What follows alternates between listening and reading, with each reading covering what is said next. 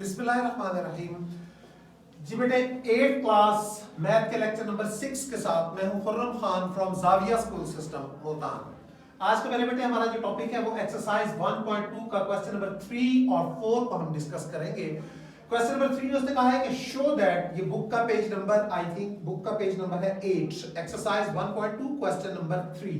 Question में कहा कि show that if a is equal to abc, b is equal to bdf, ये दो सेट्स गिवन है और तीसरा सेट गिवन है c is equal to afc, ये इनके एलिमेंट्स कहलाते हैं। सेट a के एलिमेंट्स abc, सेट b के एलिमेंट bdf और c के एलिमेंट है afc।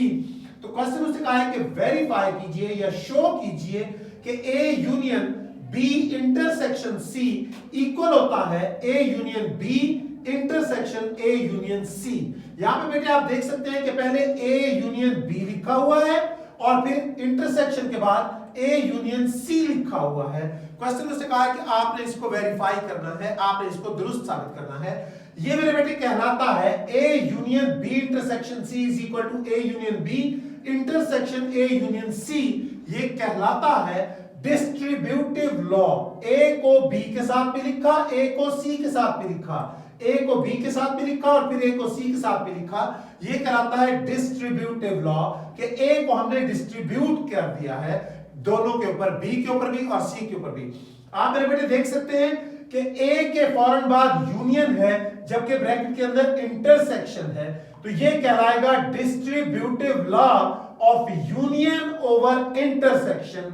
हम इसका नाम देते हैं distributive law of union over intersection. इसको हमने एक नाम दिया, ये भी एक प्रॉपर्टी है।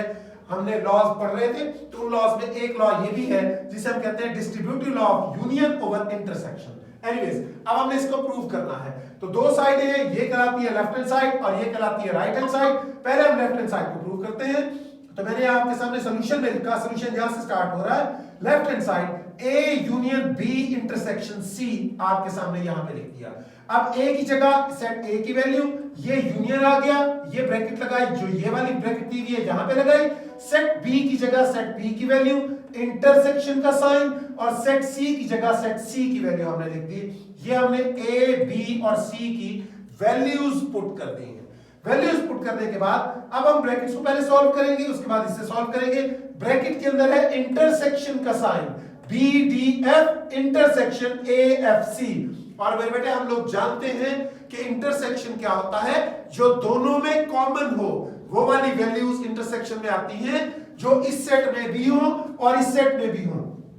तो ये पहला सेट ABC, तो एज इट इज लिख दिया ABC, और इन दोनों सेट्स के अंदर जो वैल्यूज कॉमन होगी, सेट में B है लेकिन इस सेट में A है, इसमें B नहीं है, B नहीं आ सकता।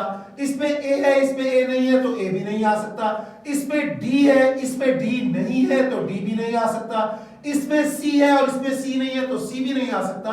F is the only element जो दोनों में कॉमन है। इस सेट में भी F है और इस सेट में भी F है। तो जब इंटरसेक्शन लेंगे तो ये हमारे पास आ जाएगा F, जबकि इसके बाहर लिखा हुआ है ABC यूनियन, तो मैंने यहां पे लिखा ABC यूनियन ये F। अब इन दोनों सेट्स का जब यूनियन फाइंड करेंगे, और हम लोग जानते हैं कि यूनियन क्या होता है, जिसमें सारी वैल्यूज आती हैं, जो इस सेट में हो वो भी आएंगी, जो इस सेट में हो वो भी आएंगी। तो जब हम इन दोनों का यूनियन फाइंड करते हैं तो A भी आता है, B भी आता है, C भी आता है और इस सेट से F भी आता है।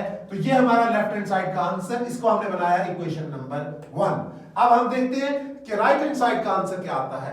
राइट हैंड साइड बेटे हमारे पास गिवन है A union B whole is intersection with A union C।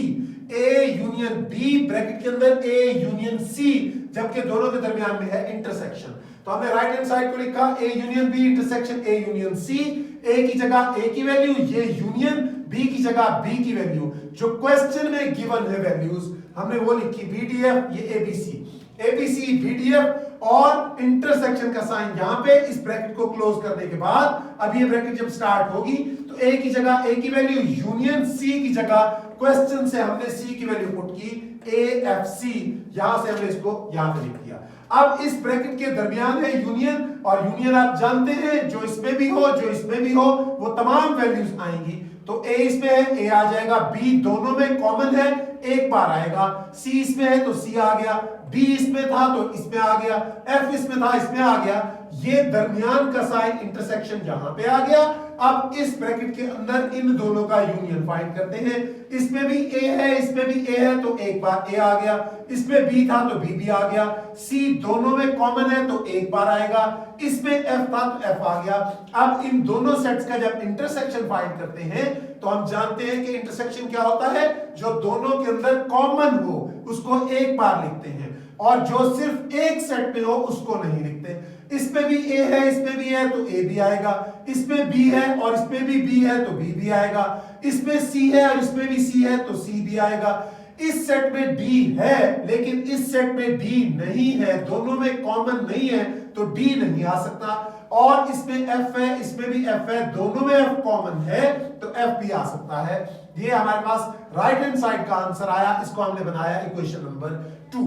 अब मेरे बेटे आप लोग तवज्जो करें तो सेट ए जो हमने आंसर निकाला था लेफ्ट हैंड साइड का इक्वेशन नंबर 1 में ए बी सी एफ और इसका आंसर देखें ए बी सी एफ। तो इक्वेशन नंबर 1 और इक्वेशन नंबर 2 से पता चलता है कि लेफ्ट हैंड साइड और राइट हैंड साइड दोनों इक्वल हैं। तो हमने बेटे लिखा कि left hand side is equal to right hand side के।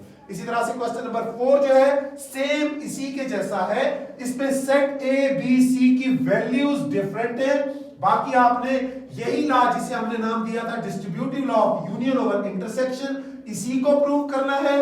क्वेश्चन नंबर 4 बुक के ऊपर देखिए लिखा हुआ है show that A is equal to B is equal to और सी की जगह पे हमने खाली सेट लिखा, जबकि उसके नीचे वाली values A union B intersection C is equal to A union B intersection A union C. Same यही वाला कानून यही वाला लॉ जो है आपने प्रूव करना है जो आपने क्वेश्चन नंबर 3 में किया। तो ये मेरे बेटे क्वेश्चन नंबर 4 आपकी असाइनमेंट है, लेकिन याद रखिएगा कि खाली सेट जो है जीरो और खाली सेट का इंटरसेक्शन खाली सेट आएगा, जबकि जीरो और खाली सेट का यूनियन जीरो आएगा।